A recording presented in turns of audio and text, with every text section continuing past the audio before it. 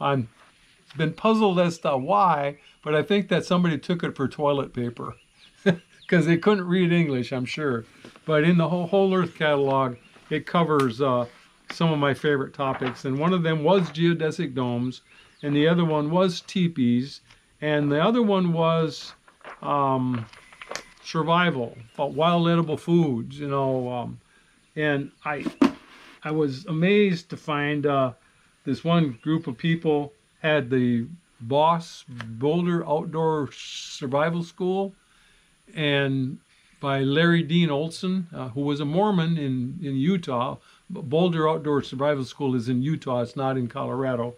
And I don't know if I'd have to look it up again exactly, but I seem to remember that he had a 30-day course of Paiute primitive survival schools, 30-day course, and men could wear blue jeans and women could add a t-shirt, but you had to come barefoot and make all your stuff from scratch as you traveled 300 miles in 30 days.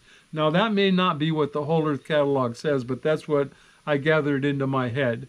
And I just thought that is so cool to be able to live like that, and I have to do it. So, but I never did go to the school. I ended up doing a lot of self-teaching, self-experimentation. For example, I also worked at the JOTC, Jungle Operations Training Course in Fort Sherman, Panama. I was actually stationed there twice for about 6 months each. I was actually attached. I wasn't on orders to be there, but I was on attachment orders to work there. And so I ended up going through the jungle survival course, the jungle school, to become a jungle expert. I actually went through it 3 times. The first time I went as a medic, one of 3 medics that we were attached to the West Point cadets that got caught cheating. This is 1975 or 76 or something like that. And what was funny was I was on the compass course. There's a blacktop road that surrounds the compass course, or comes around on a couple of sides of the compass course, navigation course, land navigation. And so it was pretty nasty to get into the jungle. Okay. So this class that cheated, they sat down and with trigonometry, I guess, with some kind of map skills and compass skills, and protractor skills and stuff, compass skills. They decided that if they walked down the road a certain distance and walked in 200-300 feet, they would find their land navigation point rather than have to go through the jungle to get it. So they give you a good idea. And it reminds me of what's that video movie called? Let's see. Oh yeah. Whew. It's recommended for people in the military to watch. Let's see. It's a kid in a space school. Geez, maybe it'll come back to me later. But anyway, he ends up cheating, and that's how he wins. I think Captain Kirk cheated too, and somewhere along the line. Okay, now I've run into a lot of books that I've given away. So I've given away so many copies of the Indian book, the Indian teepee book, but I've given away a lot of my books. So a lot of the books that I used to have, I don't have anymore. And but as I find them on Amazon or as I find them in thrift stores, I pick them up. And here's one that I picked up called Huts and Hideaways. And in it, of course, is going to be a teepee. So there's a lot of other things in here, yurts and geodesics and just log cabins and, igloos and earth lodges and stuff like that. And it's just a cool little book from back from what year?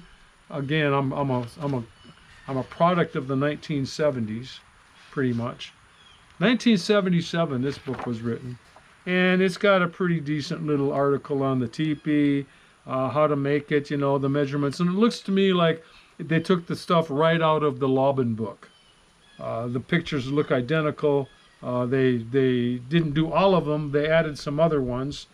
And it's just a good little reference if you're going to be getting into this sort of stuff. So then here's this other book. Sorry, this is going to be a long-winded video, I'm sure, but this one here, Native American Architecture by Peter Nabokov. This covers the different geographic areas of North America and the different types of dwellings that the various tribes made historically.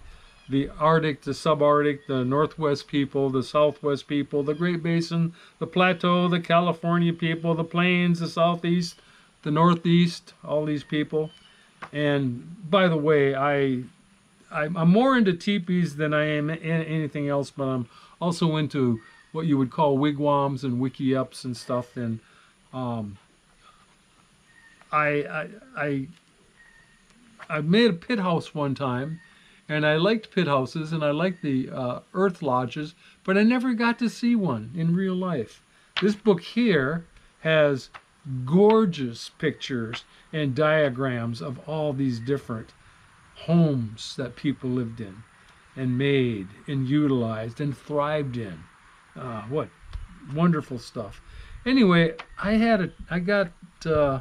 went to Alaska about a month ago, and I got to go to the Alaska Native Heritage Center, and I got to actually go inside some earth lodges, some pit houses, and the Northwest Coast plank houses.